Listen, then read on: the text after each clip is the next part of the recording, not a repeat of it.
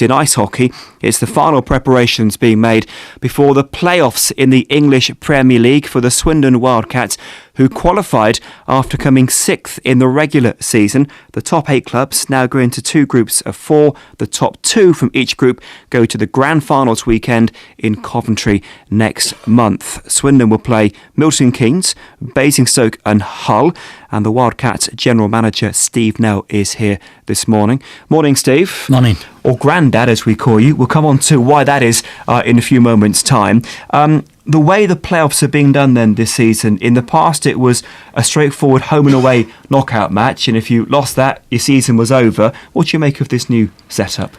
Yeah, I think it's a better system for us. It suits us. We're happy with it. It gives us a chance to, it's not just the one weekend, as you said. If we have a bad result one night, we can make up for it in the next 2 or 3 nights. So, yeah, we're in favour of it, and we're looking forward to it. Does it potentially mean that teams like yourselves who didn't finish in the top 2 or 3, because you got more chances, you got more games, you got more of a chance of getting through to the grand finals? Yeah, definitely. And, the teams we're playing against, we've had close games with, beaten most of them. So, yeah, we're quite happy with the group we're in and the system, yeah.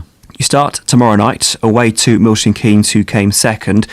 So on paper, if you use that horrible phrase, in ice hockey, will they be the toughest team, do you think, for you? On paper, in that group, yeah, there will be, but every team is going to be tough. Hull, who finish below us, they'll be tough as well. Everybody steps it up in the playoffs and plays a little bit harder, and everybody wants to go to the Final Four in Coventry. Quite often, be it ice hockey, football, rugby, any sport, they say the form book goes out of the window. They also say that if you go into the playoffs with some good momentum, you stand a better chance of doing well. Bearing in mind you lost both your games at the weekend, which of those two do you want to go for? Well, we lost both games, but we had good games as well. Saturday night went into overtime again with a good team. Basingstoke, they play hard, and then the next night we're a few players short out of the lineup, and we rested a couple of players just because of little niggles. So we're quite happy with the weekend's performances, and it's the performances going in, and we've had good performances in the last month or so. So yeah, we're quite happy with where we are. I know you've been involved with the sport for a long, long time at different clubs, not just Swindon, as the accent may give away. What about the playoffs? Because the fans look forward to it, and you get massive, massive crowds for the playoff games. Is there a concern that might be diluted because you've got lots of games, or do you think the fans would turn up for all the matches? No, it's not quite sold out, but it's not far off. So by the time we get there might be a few standing tickets left. So there'll be over 2,500 at each game in the playoff final. So yeah, we're not concerned about that at all. We're expecting big crowds in the games in Swindon, and then for the final Coventry weekend, big crowds again. Good, that's good to hear. Without getting too carried away, you've done it before. What would it mean to get to the grand finals? For those that don't follow the ice hockey, to get to Coventry, what does that mean to a club like Swindon? Yeah, it's a big thing for us, especially in our 30th anniversary year. So, we're really going to push hard to get there.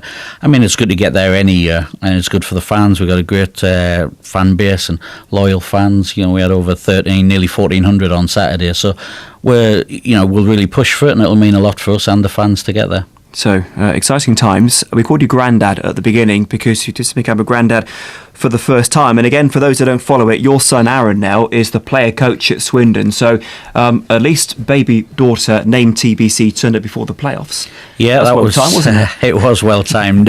Came on the due day, so that was good, and it's out the way now, and she's healthy. So, yeah, that's brilliant. And Aaron's still up at the hospital at the moment, but he'll be back today and start focusing on practice tonight and game tomorrow. Put it all into context, having become a father myself in the last 6 weeks, we saw the picture of your granddaughter on Twitter yesterday.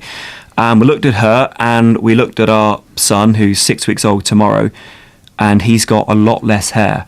Your granddaughter's got an amazing head of hair. She's got more hair than I have.